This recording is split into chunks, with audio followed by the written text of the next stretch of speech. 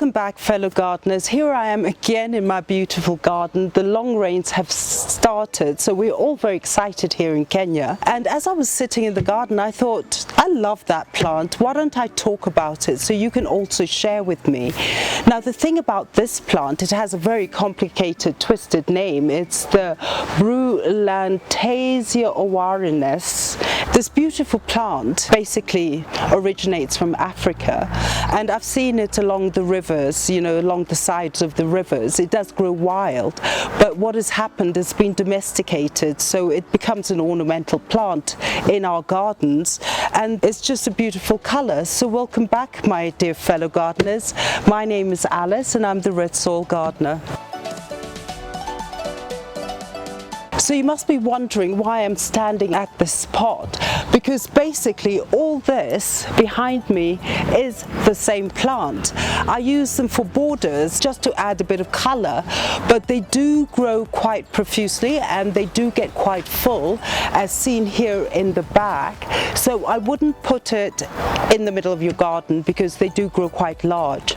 Now, the beauty about this is that look at these lovely plants, these flowers, and they look like orchids. The bees love them because of all the nectar inside there.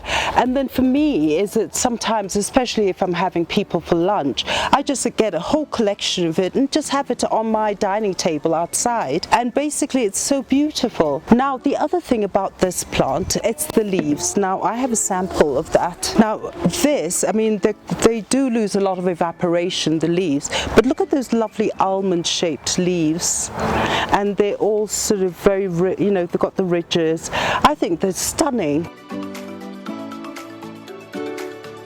The thing about the stem, it's quite angular, which I can show you with this one, is that you have all these angles. So this is how you know it's the flower or the plant.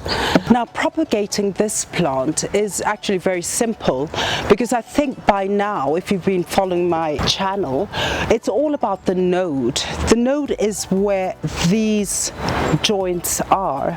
Now, with this particular plant, to propagate it, I'm just going to clip it here. It's quite strong, and that is the node. So this is what is going to go into the soil. I'm going to just cut it here.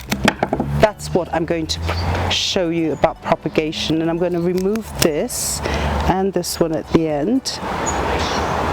And this is how you're going to propagate it. So now that we've cut this is the bottom bit at an angle, the top is flat, so this is the right way up. I'm just going to plonk it in the soil and cover the node and wait for the foliage to start.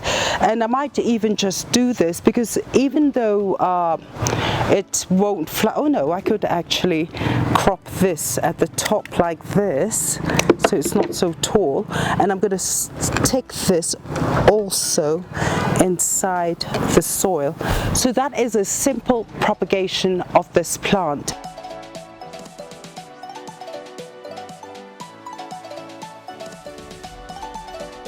So what we're going to do now is I'm going to show you the result of my propagation that I did 2.5 months ago. This plant grows very fast, it's quite vivacious, and I would not take your propagated ones and put it in a pot, because it does grow very fast and it does grow in clumps and groups. As you've seen behind me, it does get quite full. Now, let me just open this up and then we can have a look. So I'm going to pull this one out here. Oops. I'm going to pull this one up. It's got a lot of rooting. Now look at that. This is the result of the propagation as we did in here. This is the base node, and look at that rooting. That's where the rooting happens.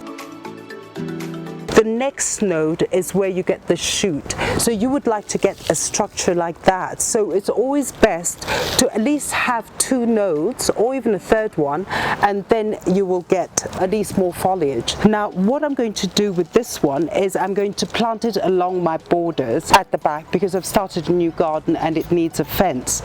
But as the rains are here, I'm going to cheat a little bit. I will cut this sort of stems and I'm going to dig as I go along the border, I'm going to make sure one of the nodes are in the soil, and in that way it's a fast propagation because they do take off very fast. You don't have to grow it in a pot. So fellow gardeners, thank you so much for joining me on this channel, and do consider this plant for your borders.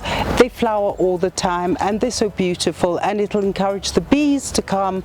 Do have a hive and you'll get your honey. Don't forget to like, to share, and press that notification so you get future episodes. And don't forget to subscribe to my channel, and please do share your tips. Do ask me questions. I'm always there ready to assist. And see you next time, and have a lovely afternoon. Bye bye.